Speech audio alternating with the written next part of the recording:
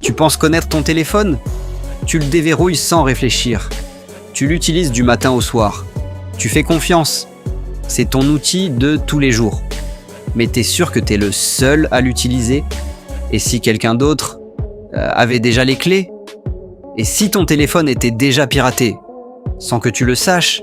Sans clic? Sans appli suspecte? Sans aucun signe visible? Juste comme ça, en silence.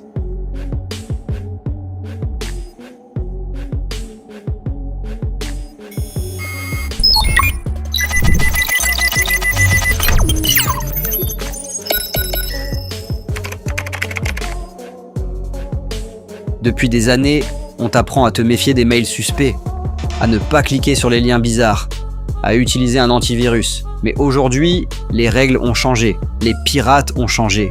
Et ton téléphone, c'est leur terrain de jeu favori. Ton smartphone, c'est un bijou technologique, mais aussi une faille énorme. Il connaît ton agenda, ton historique, tes messages, ta localisation. Il peut te filmer, t'écouter, te suivre. Il est plus proche de toi que n'importe qui. Et c'est justement ça, le problème. Imagine un logiciel espion, invisible, silencieux. Tu ne l'as pas installé, tu ne l'as pas vu venir. Et pourtant, il est là. Il enregistre tes appels, lit tes messages, allume ta caméra, sait où tu es et à quelle heure tu dors. Ce n'est pas un scénario de film, c'est la réalité. Un exemple, Pegasus, développé par NSO Group, vendu à des États, utilisé sur des iPhones, des Android, installé sans clic. Un appel manqué suffisait, même pas besoin que tu répondes. Des journalistes, des opposants politiques, des activistes ont été ciblés. Le spyware s'active, il prend possession et il ne laisse aucune trace visible. Apple et Google ont mis des années à combler les failles, mais entre-temps, des centaines de téléphones étaient déjà infectés. Ok, mais moi, je suis personne d'important. Pourquoi on me piraterait? Mais justement, ce n'est pas une question de célébrité, c'est une question de données. Tu génères des données, tu as des comptes, tu es une cible. Parfois, un pirate ne veut pas toi, il veut tes accès. Tu as une carte bancaire connectée, un compte Google, un compte Apple. Tu utilises WhatsApp, Telegram, Facebook, TikTok, alors tu es potentiellement piratable, et souvent sans le savoir. Voyons les signes. Ton téléphone chauffe alors que tu ne l'utilises pas, il se rallume tout seul, ta batterie se vide rapidement, tu entends des échos ou des bruits étranges en appel. Des applications inconnues sont installées. Des gens te disent qu'ils ont reçu un message de toi, que tu n'as jamais envoyé. Mais comment ils font?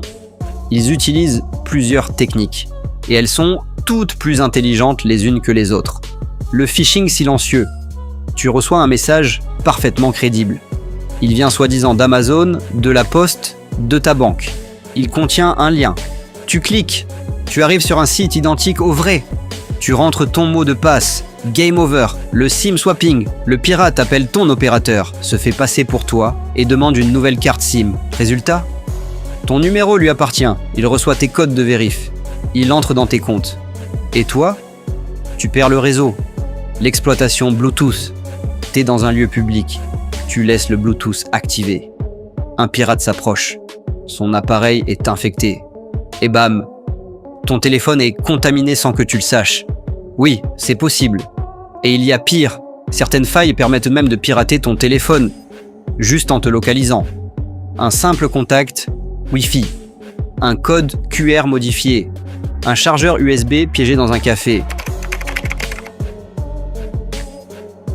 Et ce n'est pas fini. Des apps bien notées, populaires, recommandées, ont parfois des failles. Ou pire, elles ont été rachetées par des groupes douteux. Exemple réel, CamScanner, une application utilisée par plus de 100 millions de personnes. On découvre en 2019 qu'elle installe discrètement un module malveillant. Et ça, c'était dans le Google Play Store. Même les applis météo, lampe torche ou scan de documents peuvent demander accès au micro-accès à ta position accès à la caméra. Et toi, tu acceptes sans lire. On l'a tous fait. Voici 8 mesures réalistes et efficaces. Redémarre régulièrement ton téléphone. Certains spyware disparaissent au redémarrage. Mets à jour ton système. iOS ou Android, c'est pareil. Chaque mise à jour comble des failles de sécurité. Supprime les apps que tu n'utilises plus. Tu veux moins de portes ouvertes. Utilise un gestionnaire de mots de passe. Pas de mots de passe réutilisés. Jamais. Active la double authentification. Surtout sur tes mails et réseaux sociaux. Évite les Wi-Fi publics sans VPN. Et ne branche pas ton tel n'importe où. Désactive Bluetooth, NFC et Wi-Fi quand inutilisé. Ça limite les attaques passives. Vérifie les permissions de chaque application. Une app de torche n'a pas besoin de ton micro. Et si ton téléphone est déjà compromis, tu as deux options. Faire une réinitialisation complète et repartir à zéro. Ou, si tu veux en être sûr, fais un audit de sécurité, change tous tes mots de passe et surveille les connexions à tes comptes. Tu peux même envisager un téléphone secondaire, un que tu utilises uniquement pour ta banque, ton 2 facteurs d'authenticité ou ton travail. Aucune app sociale, aucune distraction, juste la sécurité. Certains experts utilisent même des phones dumb, des téléphones sans connexion, juste pour les SMS. Tu crois que c'est extrême ? Dis-toi qu'Edward Snowden faisait ça. Et il n'était pas parano. Il savait. Alors, ton téléphone est-il piraté ? Impossible à dire à 100%. Mais maintenant, tu sais comment détecter. Et surtout, tu sais comment te protéger. Ton téléphone est ton compagnon de route, mais aussi la première porte d'entrée vers ta vie privée. Et parfois, vers ta vie tout court. Alors, ne baisse plus la garde. Partage cette vidéo à ceux qui pensent que ça n'arrive qu'aux autres. Et abonne-toi à la chaîne Parlons IA et Tech pour découvrir d'autres vérités numériques qu'on préfère garder dans l'ombre. Parce que ce que tu ignores peut te pirater. Tu sais maintenant à quel point ton téléphone peut être exposé. Mais savoir, ce n'est pas suffisant. Ce que tu fais maintenant peut faire toute la différence. Alors voici 3 réflexes simples que tu peux appliquer tout de suite.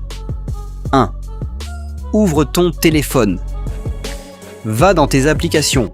Supprime celles que tu ne reconnais pas ou que tu n'utilises jamais. Une application silencieuse peut parfois faire beaucoup de dégâts. 2. Vérifie les mises à jour de ton système, de tes apps, de tout. Chaque mise à jour corrige des failles. Ne repousse plus à demain ce qui te protège aujourd'hui. 3. Active la double authentification. Pour ton mail, tes réseaux, tes outils sensibles. Une barrière de plus, c'est une chance de plus d'éviter le pire. Ces gestes prennent 3 minutes, pas plus, mais ils peuvent éviter des semaines de galère. La cybersécurité, ce n'est pas une question de paranoïa, c'est une question de contrôle.